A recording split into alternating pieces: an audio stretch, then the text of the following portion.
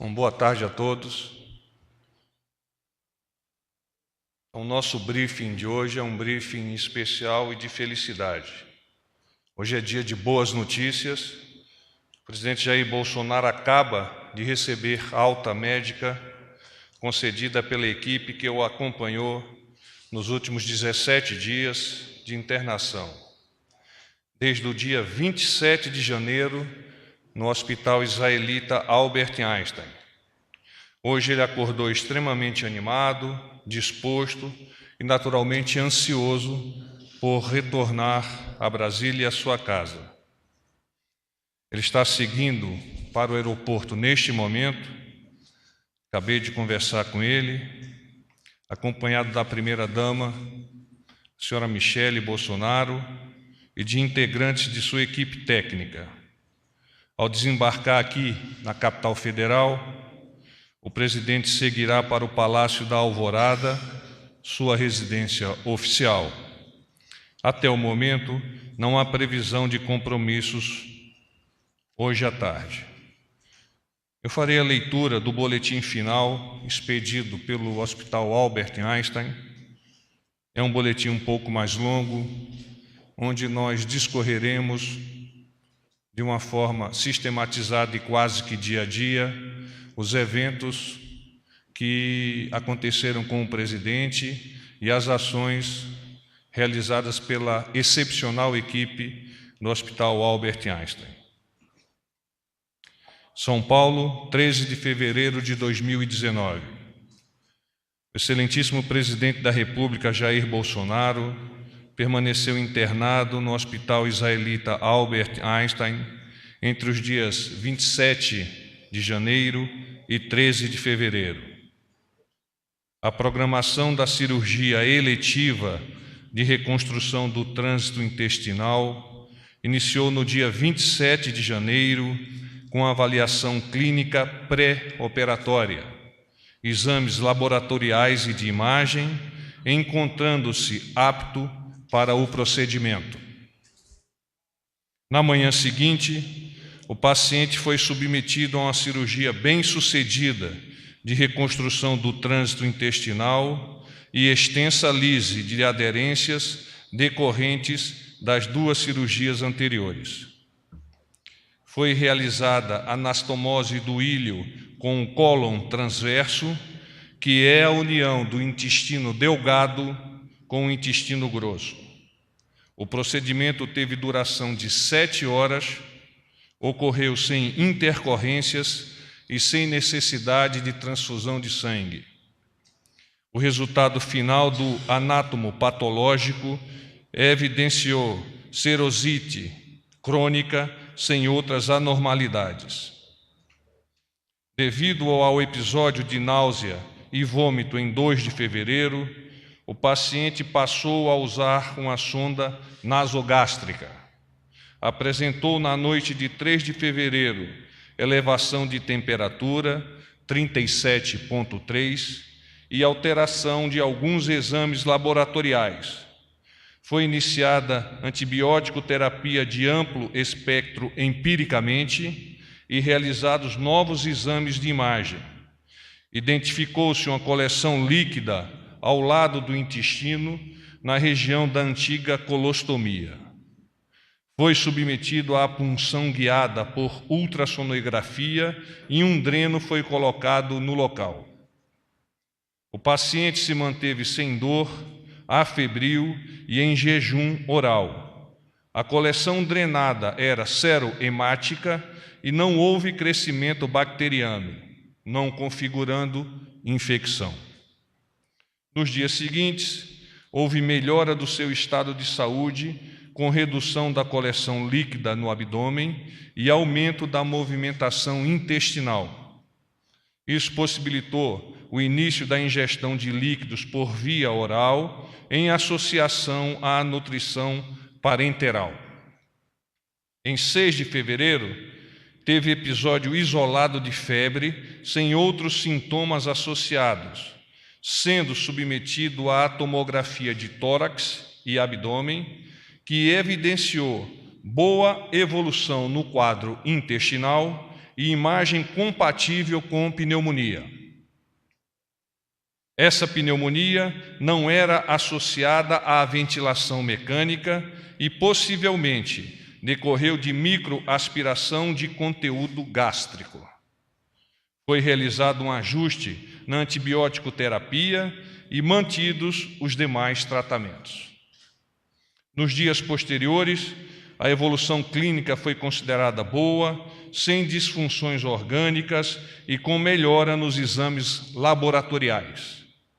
O dreno colocado no seu abdômen foi retirado pela equipe de radiologia intervencionista em 8 de fevereiro, 4 dias após sua introdução. Devido à melhora do quadro intestinal e boa receptividade à dieta líquida, a sonda nasogástrica também foi retirada. O quadro pulmonar progrediu de forma positiva, assim como os exames laboratoriais. Com a evolução da movimentação intestinal e aceitação da dieta líquida, foi iniciada uma dieta cremosa. A nutrição parenteral foi sendo reduzida gradativamente até sua suspensão em 11 de fevereiro, quando foi iniciada uma dieta leve e mantido o suplemento nutricional. Durante o período de internação, realizou exercícios de fisioterapia respiratória e motora, com períodos de caminhada fora do quarto. Medidas de prevenção de trombose venosa também foram adotadas. Recebeu alta nesta manhã, com um quadro pulmonar normalizado, sem dor, afebril, com função intestinal restabelecida e dieta leve por via oral. Assinam o boletim o Dr. Antônio Luiz Macedo, cirurgião e médico titular, o Dr. Leandro Etienique, cardiologista, Dr. Luiz Fernando Aranha, infectologista, doutora Carmen Silvia Valente Barbas, pneumologista, Dr. Celso Cuquier, nutrólogo, e o Dr. Miguel Sendoroglu, diretor superintendente do Hospital Israelita Albert Einstein. É mister aproveitar a oportunidade para dirimir quaisquer dúvidas de algumas notícias falsas que estiveram a vicejar ao longo da internação do nosso presidente. Questão relativa a infecções. A maioria das infecções hospitalares é associada a dispositivos ou procedimentos. A despeito das inúmeras culturas colhidas, em nenhum momento houve identificação de infecção dessa natureza. A pneumonia decorreu, muito provavelmente, de aspiração de conteúdo gástrico, condição que pode ocorrer em situações de pós-operatório com ilho paralítico prolongado. Questões referentes à fístula. Devido à gravidade do trauma sofrido no dia 6 de setembro e a 3 cirurgias de grande porte para corrigir os problemas, havia algum risco de complicações cirúrgicas, como ocorrência de bridas ou fístulas. No pós-operatório, foi identificada uma coleção líquida que foi drenada com exteriorização de um líquido pouco sanguinolento, sem características de pus e com culturas que se seguiram negativas. Desta forma, tanto as culturas quanto as imagens descartaram a ocorrência de fístula ou outras complicações cirúrgicas. Questões relativas a câncer. Em nenhum momento houve suspeita pré-operatório ou durante a internação com relação a essa doença. Além disso, os jaçados intraoperatórios ou anatomopatológicos e os diversos exames de imagem feitos ao longo da internação reiteraram a ausência desta doença. Eu me coloco à disposição para eventuais perguntas, não obstante o boletim esteja extremamente completo. Bom dia, porta-voz Carla Araújo, do Valor Econômico. Como vai, Carla? Tudo bem. A ansiedade em relação à reforma da Previdência, o ministro Paulo Guedes e a expectativa que tem trabalhado é que ela vá ao Congresso entre o dia 19 e 20. Esse é um compromisso que o presidente pretende fazer chegando. Mesmo ele ainda não tendo compromissos, ele vai se debruçar para ver a proposta, para manter o envio no Congresso no dia 19? Ele não me comentou isso, ele ainda passará por um período de descanso, mas ao longo desse período ele terá a capacidade de autoavaliar-se e, a partir desta autoavaliação, perceber se é possível debruçar-se de pronto sobre esta questão. Naturalmente, ele está muito preocupado e entende que o timing precisa ser considerado nessas avaliações. Porta-voz Gustavo Uribe, da Folha de São Paulo. Vai, o senhor Gustavo. tem o horário certinho de que quando ele pousa em Brasília, e eu gostaria de saber se tem uma previsão de quando ele terá uma agenda pública. Se é nessa semana ou deve ficar para a semana que vem e ele deve ficar em repouso essa semana. O presidente está a decolar de São Paulo nos próximos minutos. Eu não tenho o horário exato, então se você contabilizar a partir da decolagem algo em torno de 1h30, ele estará tocando solo aqui em Brasília, talvez 2h30, 2 e pouco. A agenda pública ainda não foi divulgada, de forma que eu não poderia antecipá-la, o que é natural. Sim, os médicos prescreveram que ele se mantenha em descanso e ele faça essa autoavaliação quanto a receber os seus ministros ou não. Porta-voz, boa tarde. Rodolfo Costa, do Correio Brasiliense. Como vai? Tudo bom. Porta-voz, por gentileza, eu queria saber se o presidente ele terá acompanhamento médico no Palácio do Alvorada e se a previsão de quando ele vem ao Palácio do Planalto, semana que vem, enfim. O presidente ele tem uma equipe médica que o acompanha, independente do fato dele estar saindo de uma cirurgia como esta que nós estamos a comentar. Então, sim, ele terá acompanhamento médico durante todo o período. Bom, para facilitar, então, é sempre importante. Eu não tenho esse dado ainda, não tenho esse dado.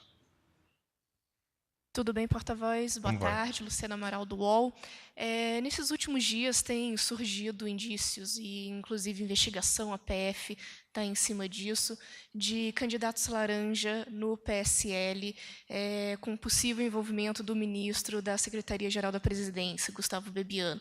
Gostaria de saber se o presidente Bolsonaro está empenhado em saber o que ocorreu e se ele já conversou com o Bebiano e com o Luciano Bivar sobre essas suspeitas. Eu não tenho essa informação, o presidente não me comentou. Eu poderei conversar com ele e, se ele achar adequado, adiantar-lhes o que ele pensa. Oi, porta-voz, sou a Jussara Soares, o repórter do Globo. A minha dúvida é o seguinte, hoje teria uma viagem programada para alguns ministros para o Pará. E, segundo informações desses ministros, a viagem foi cancelada a pedido do presidente. Foi isso de fato que ocorreu? O presidente, chegando aqui em Brasília, ele já quer encontrar esses ministros? O que de fato ocorreu para essa viagem ser cancelada e se de fato realmente foi a pedido do presidente? Eu desconheço a informação de que o presidente tenha solicitado o cancelamento da viagem. Com relação a reuniões com os ministros, como eu disse, ele terá a possibilidade de autoavaliar-se e, a partir desta autoavaliação, decidir se isso será possível. Porta-voz, tudo bem? Thalita Fernandes, da Folha de São Paulo. Tem previsão do presidente manter aquelas agendas de viagens ao exterior, para Israel, Estados Unidos? Tinha uma previsão de que ele pudesse ir em março, em abril. Isso muda depois do processo operatório? Está previsto? O presidente, melhor falando, a equipe que planeja essas viagens está mantendo o planejamento, a depender da questão apenas temporal, do quando. Mas as viagens elas estão planejadas e ocorrerão. Eu não tenho como te adiantar isso, porque, naturalmente, ademais da necessidade de avaliar a possibilidade do presidente, que é ótima nesse momento, é também o estabelecimento de uma agenda conjunta com os países que ele terá a oportunidade de visitar. Uma última. Perdão, só sobre a saúde do presidente, ele vai ser acompanhado por enfermeiro, por técnicos, auxiliares de enfermagem de algum tipo, aqui em Brasília ainda, durante esse pós-operatório? O presidente ele possui uma equipe de médicos, enfermeiros, fisioterapeutas que o acompanham, independente, como eu disse já, dessa questão da cirurgia. Então, sim, ele será acompanhado. Mesmo que não tivesse sido feita uma cirurgia, ele já teria naturalmente este acompanhamento. É parte do processo da segurança de uma autoridade chefe do Poder Executivo. Microfone, por favor.